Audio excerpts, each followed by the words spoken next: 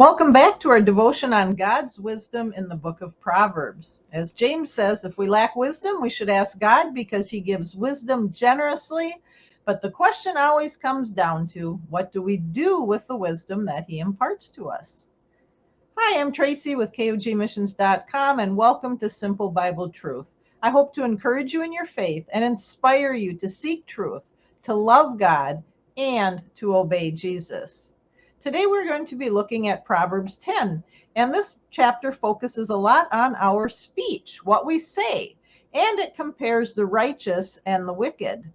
We are just going to be commenting as we read through it. There's a lot of really good information here, so we're going to be not as scripted today, but hopefully God will give us some good wisdom.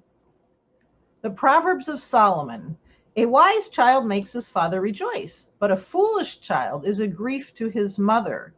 I think in this passage that it's talking about parents in general. Obviously, a mother would rejoice if the child is wise, and a father would grieve if the child was foolish. So it's important to understand, though, that as God is our Father, when we're wise, it makes him rejoice. And if we're acting foolish, it grieves him.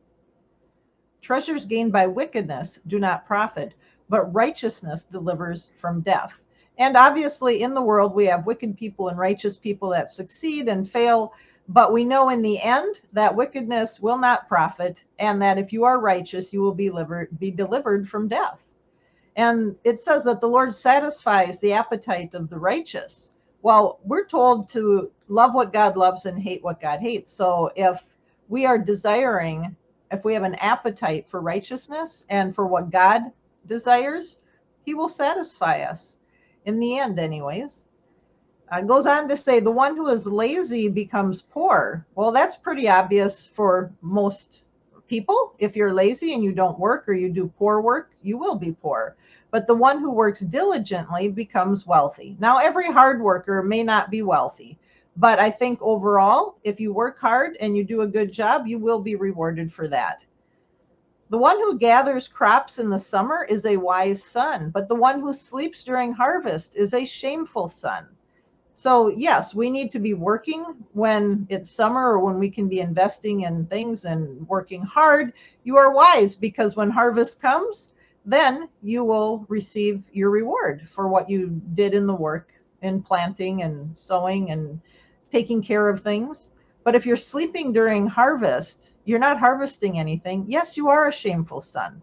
And if we are God's children, Jesus told us that we need to be working in the fields, that we need to be sowing seed and be there for when God is harvesting people, bringing people in to the faith and into the family. Blessings are on the head of the righteous, but the speech of the wicked conceals violence.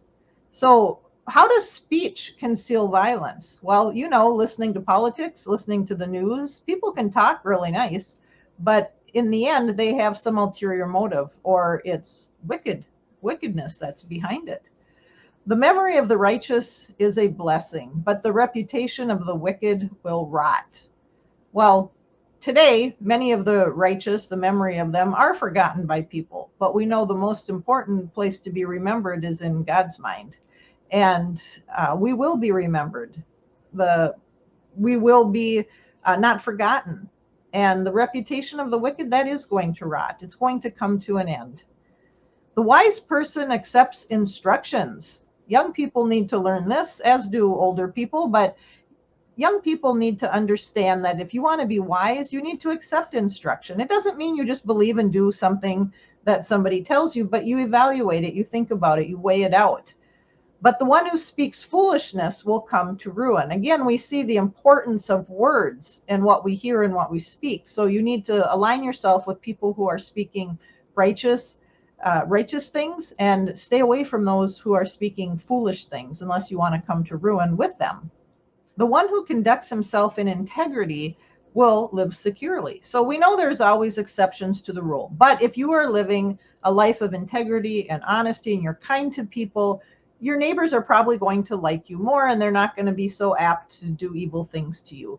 Now, we know that there can be exceptions to that, but it's still better to live with integrity, to be honest, and to follow what God has told us to do, because We know that even Jesus grew in favor with man and God because of the way he was living his life and what he was doing.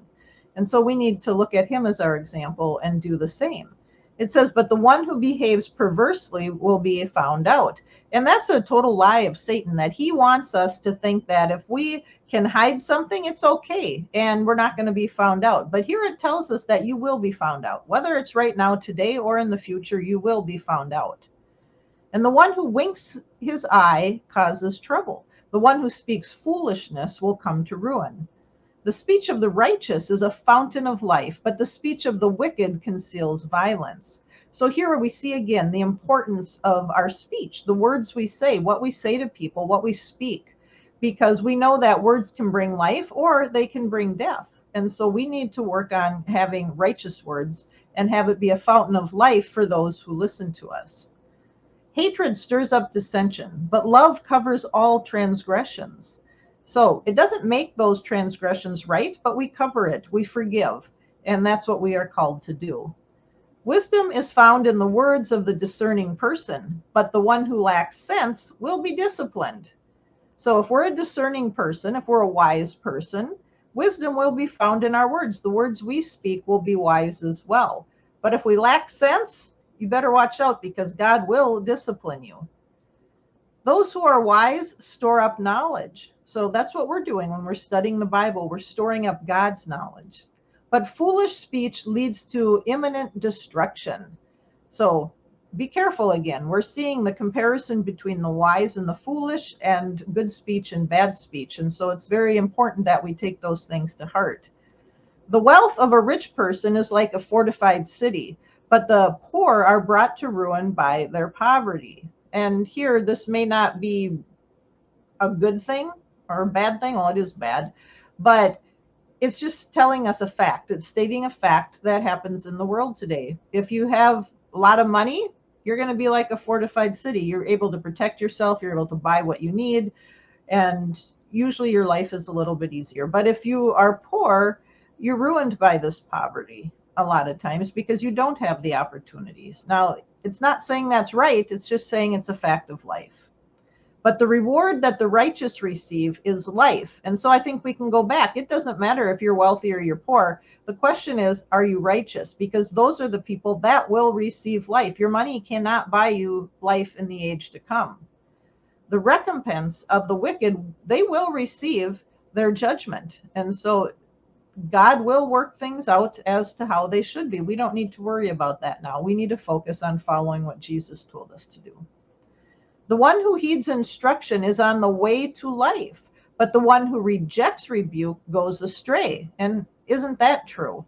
And we need to heed God's instruction. We need to follow his instruction while we are on the way to life. Just because we believe doesn't mean that we've gained life right now. We're still living this mortal life. We have our life to live, whether it's another day or 20 years or 50 years, but we are on the way to life. Paul told us to run the race so that we can receive the prize.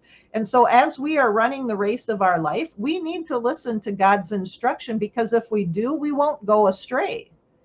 And the one who conceals hatred utters lies, and the one who spreads slander is certainly a fool.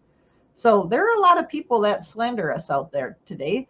And even if you're doing good things, Jesus was slandered. So if he was slandered, why should we think we'll be any different? But we have to remember that those words are coming from a foolish person, and we need to let them go, shake the dust off of our feet.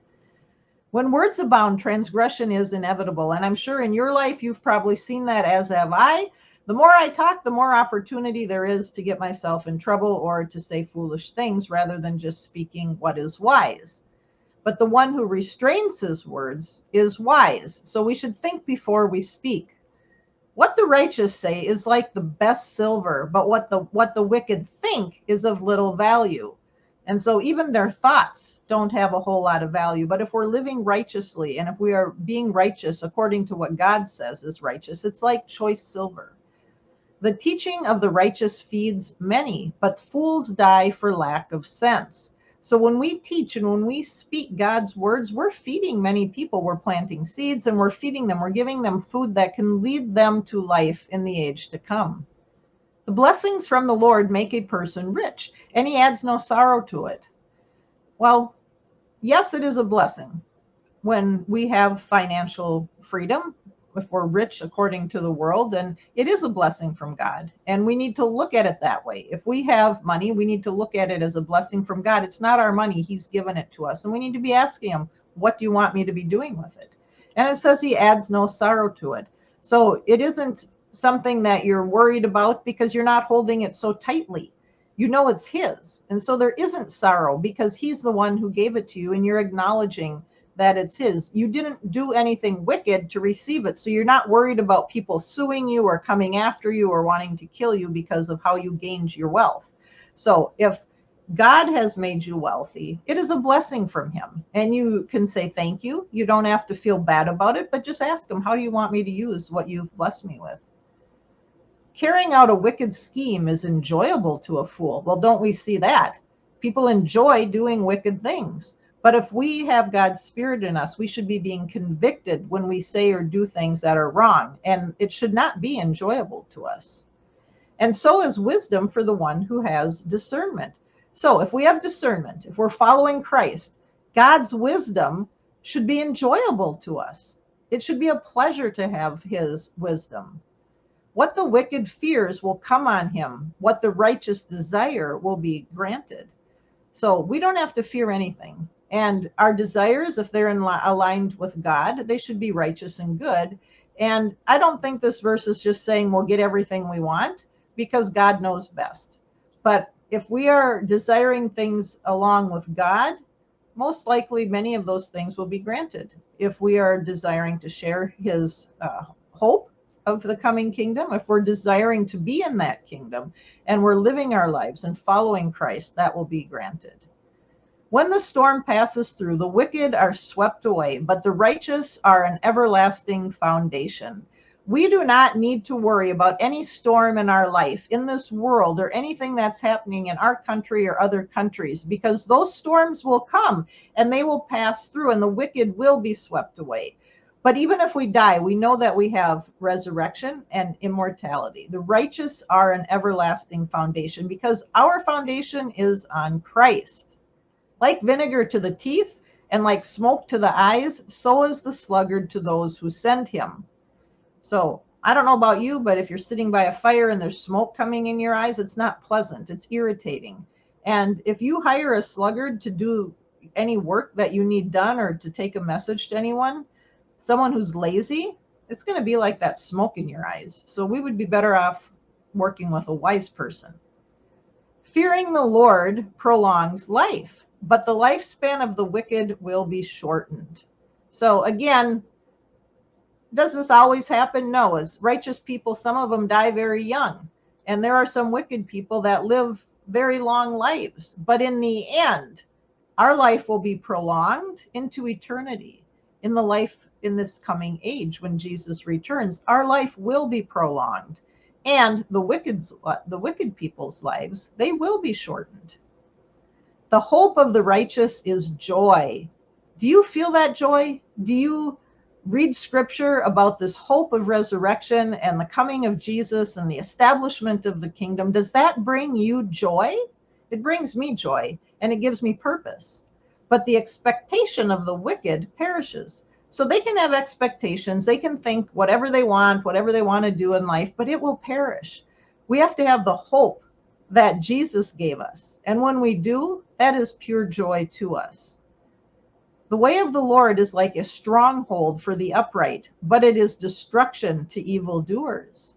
So yes, if people choose to neglect God, to not give him honor and glory, as it tells us in Romans 1, he will give them over to their own evil desires, and that will lead to death ultimately.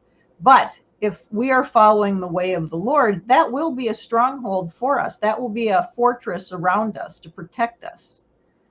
The righteous will never be moved, but the wicked will not inhabit the land. So here we see again the outcome, the end of this evil age, the beginning of God's kingdom is what it is all about. It is about inhabiting the land that God promised to Abraham. So the righteous, even though we may be killed now, we will not be moved off this land because we will be resurrected and we will inhabit the land. The speech of the righteous bears fruit of wisdom, but the one who speaks perversions will be destroyed.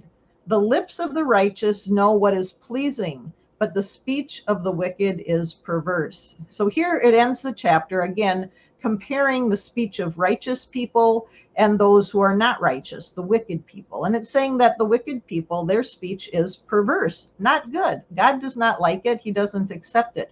But our lips should be saying things that are pleasing to God. And it says it bears the fruit of wisdom. So you can listen to people. What is the fruit that is coming out of their mouth? Is it wisdom? Does it bear the fruit of wisdom? Or does it bear foolish fruit? So I think we can know a tree by its fruit. So we want to make sure that we are speaking words of life and that we are not speaking words that lead to death. So here again, we see a lot of good and bad examples for living life. And especially if you want to please God, you can learn a whole lot from Proverbs 10. Next time, we will look at the wisdom in Proverbs chapter 11. Please like and subscribe. Click the bell so that you won't miss the next devotion. And I do hope to see you again soon. Until then, keep seeking truth, loving God, and obeying Jesus.